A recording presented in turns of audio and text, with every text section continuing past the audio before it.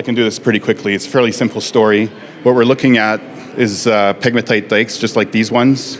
This is exactly on our Jackpot Lithium Project. They are very prominent dikes. They show very well when you're on the surface. They're easy to follow. You can see the scale of them. That's the image on the right there, individual standing on the top of it, so you can get an idea of scale.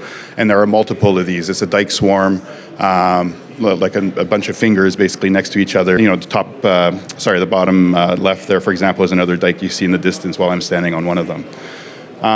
Where we're located, we're just north of Lake Superior, just north of Thunder Bay, Ontario, and actually just north of Nipigon, Ontario, about 140 kilometers from Thunder Bay.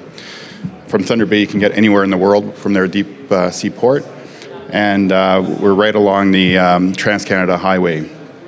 From an infrastructure perspective, everything you need is here. We're right by the highway within 12 kilometers. We've got power, we've got a railroad at Nipigon, obviously workforce. It's an ideally situated project. You can see the Trans-Canada here to the left of the property. We're just south of Rocktech Lithium. Rocktech is more advanced than we are. They're at the feasibility stage right now. They've got a market cap on the order of $400 or $500 million, while we're sitting at 20 here with actually a similar type of deposit. We just need to prove it out a little more.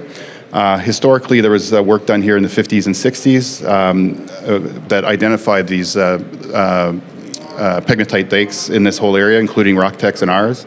Our Jackpot deposit at the time was calculated at 2 million tons at just over 1% lithium oxide. And what we're doing is basically drilling it to not only prove that up, but to expand upon what we see there. Since that was calculated, you couldn't see the dikes. They weren't very much exposed at the time, but we've exposed more of them, and we can see pretty much how far they go. Just one more point too is Rocktech, as part of their feasibility here, is planning on building a processing facility in Thunder Bay, Ontario. So, and actually 2 other companies have also announced their intentions to build facilities in Thunder Bay. So from processing our ore, we can easily access one of these facilities if we want, or we can potentially build our own or go somewhere else. The point is we have options. In terms of the deposit, you can kind of see the outline of these dikes here. There was a drill program in 2018 that kind of focused in the center of these to prove up the existing resource. And that drill program basically was focused on a 100 or 200 meter sort of interval, which is pretty much where the existing resource was. But what we've seen since is that these dikes continue for many hundreds of meters beyond that. We can see that they potentially move out to the west here as much as 2 kilometers. We have indications of lithium showings all the way along there, and also towards the east we have lithium showings as well. So we are currently drilling the deposit, getting a good sense of the geometry of the dikes, and then we'll be drilling out to the east and west to see how far out these dikes go. That original 2 million tons was, like I said, 100 or 200 meters of strike length. If we can show up to 2 kilometers, obviously we're 10 times that.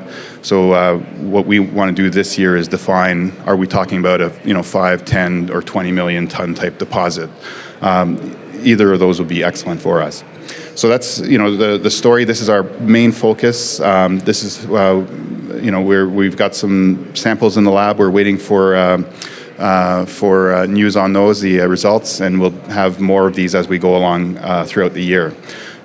Just quickly on assays that we've seen before, they basically average or exceed the average of the historical resources. So we can see quite a bit of potential here.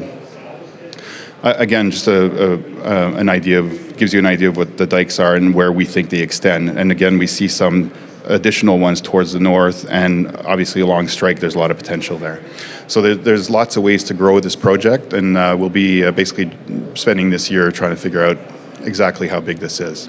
So Just quick view, it might be hard to see on the screen there, but there are very large spodumene crystals all over these pegmatites. Just under the foot there on the right is a large spodumene crystal like this, and that's typical of what's in the area. They're massive crystals, and this is exactly what you're looking for lithium. And then one more point on Ontario. Ontario's been pushing, the Green Energy Plan, which is supporting strategic metals, including lithium, and are providing funding and support to advance not only production of lithium, but also processing within Ontario, and also battery generation within Ontario. There's a company that's announced a big plant in Windsor to generate the final electric batteries for the auto sector in this area. In terms of management, I joined the company back in a couple of years ago. I'm an investment banker by background. I spent 20 years financing and advising mining companies, and we've got a number of people that are experts in geology and mining, and also lithium on the board and on the advisory board. So we've got a lot of support there. In terms of our cap structure, we've got 200 million shares outstanding. We're trading at about 10 cents, so 20 million market cap. Actually 9 cents, I think. And that's basically us in a nutshell.